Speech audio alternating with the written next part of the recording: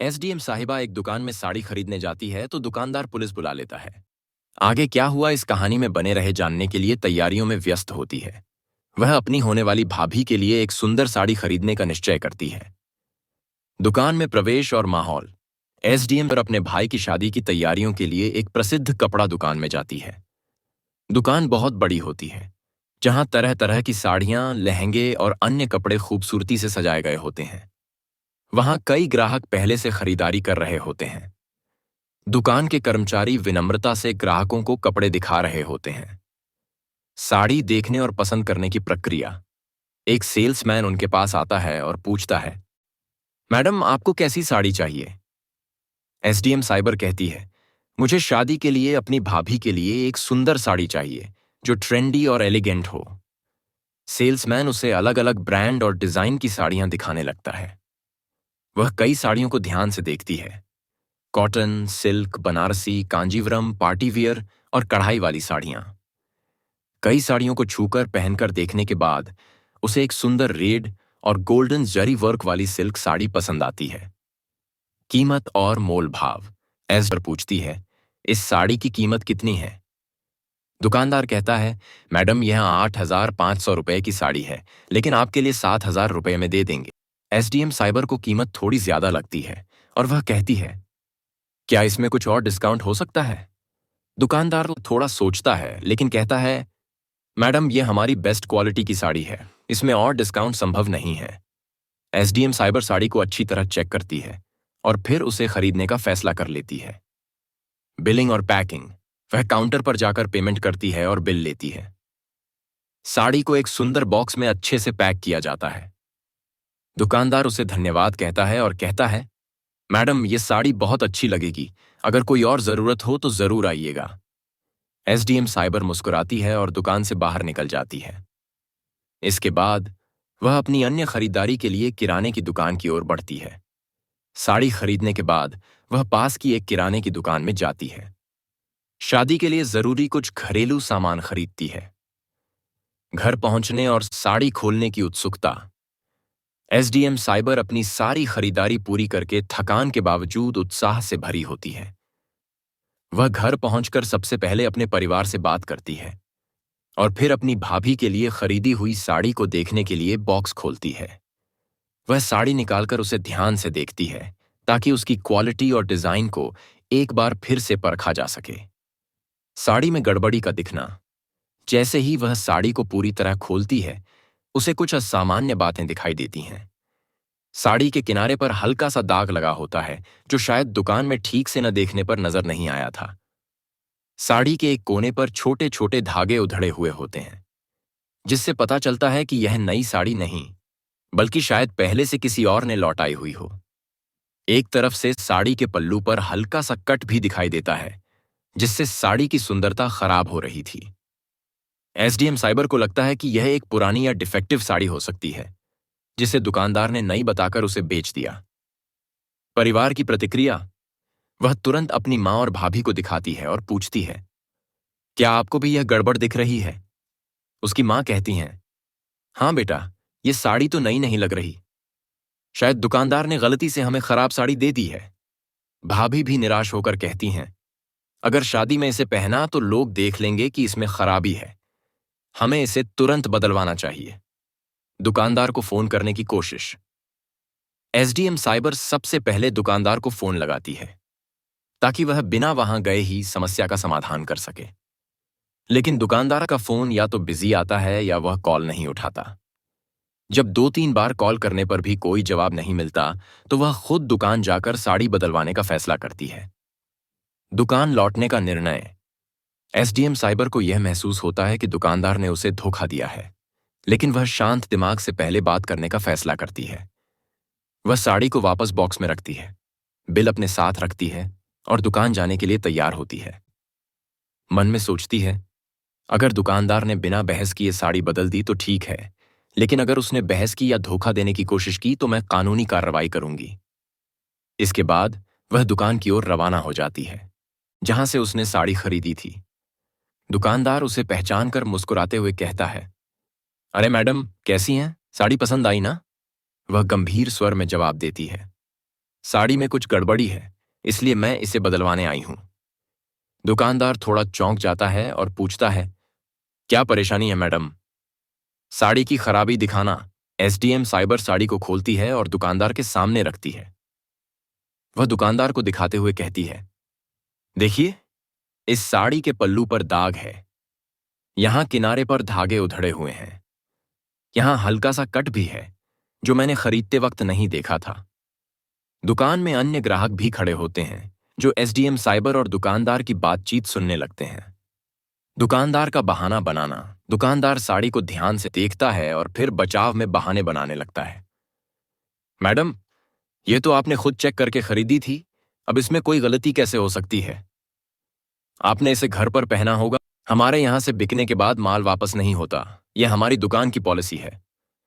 SDM cyber गंभीरता से जवाब देती है, मैंने ये साड़ी सिर्फ खोल कर देखी है, पहनी तक नहीं है। अगर ये नई साड़ी होती तो इसमें कट और उधड़े हुए धागे क्यों होते? आपके पास नो रिटर्न पॉलिसी हो सकती है, लेकिन अगर आपने खराब माल दिया है तो आपको इसे बदलना ही पड़ेगा। पुलिस बुलाने की धमकी पर दुकानदार की प्रतिक्रिया। जब एसडीएम साइबर पुलिस को बुलाने की बात करती है तो दुकानदार चिढ़कर कहता है, अरे मैडम, आप क्या पुलिस बुलाएंगी? मैं खुद अभी पुलिस बुलाता हूं।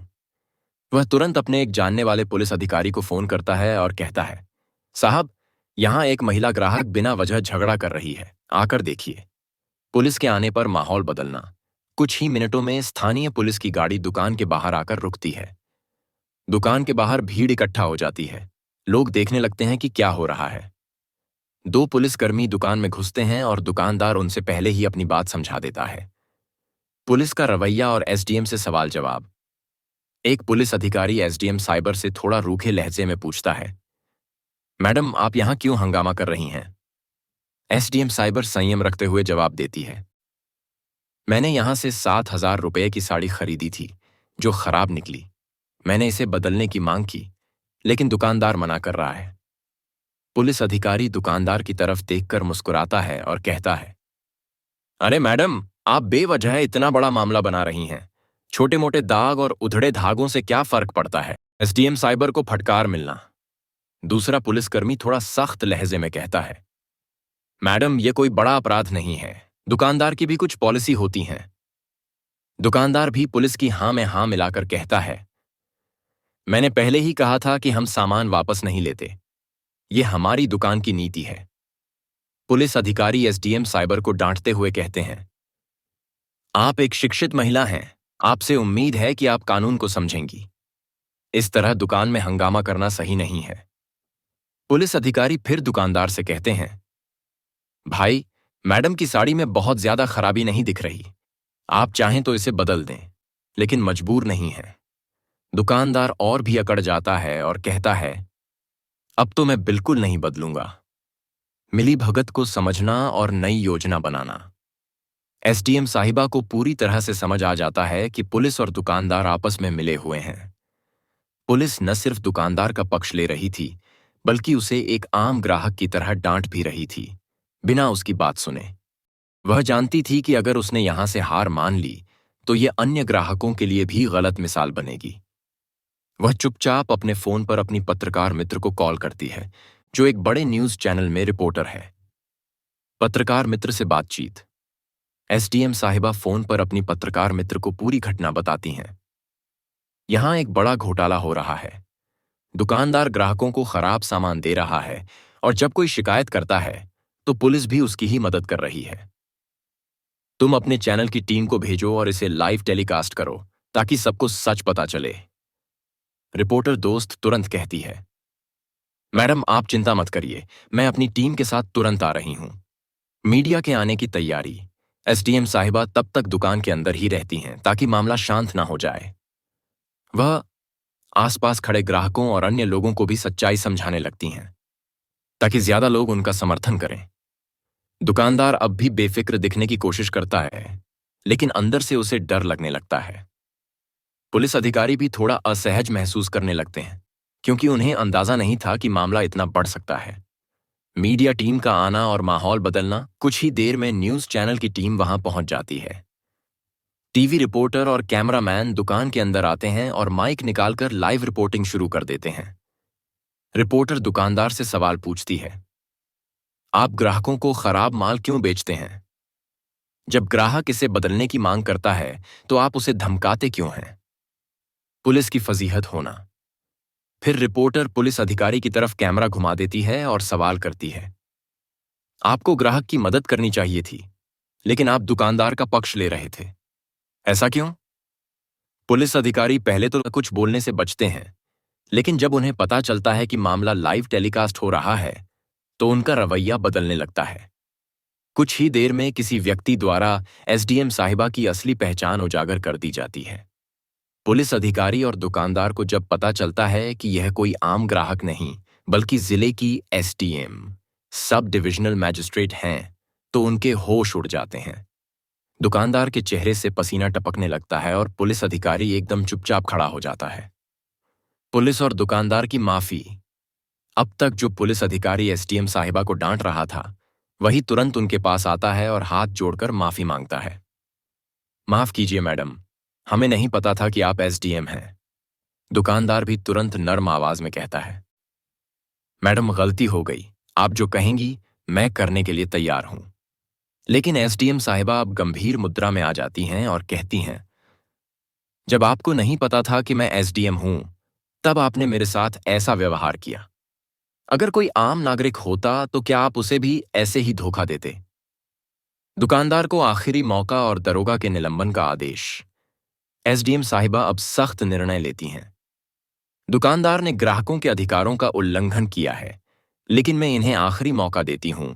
आगे से कुछ ऐसा हुआ तो आपकी दुकान सील कर दी जाएगी। पुलिस अधिकारी से कहती हैं, आपको जनता की रक्षा करनी चाहिए थी, लेकिन आपने भ्रष्टाचार किया, इसलिए आपको 7 दिन के लिए निलंबित किया जाता है। जनता और मीडिया का समर्थन। वहां मौजूद भीड़ एसडीएम साहिबा के फैसले की सराहना करने लगती है। मीडिया इस खबर को और जोर शोर से प्रसारित करता है और इसे उपभोक्ता अधिकारों की जीत बताता है। रिपोर्टर कहती है, आज एक एसडीएम ने दिखा दिया कि कानून और न्याय हर ग्राहक का अधिकार है। अगर वीडियो अच्छा लगे तो लाइक जरूर करें, सब्सक्राइब करें ताकि कोई भी नया वीडियो मिस ना हो, और कमेंट में अपनी राय देना न भूलें। आपकी प्रतिक्रिया हमें और बेहतर बनाने में मदद करती है।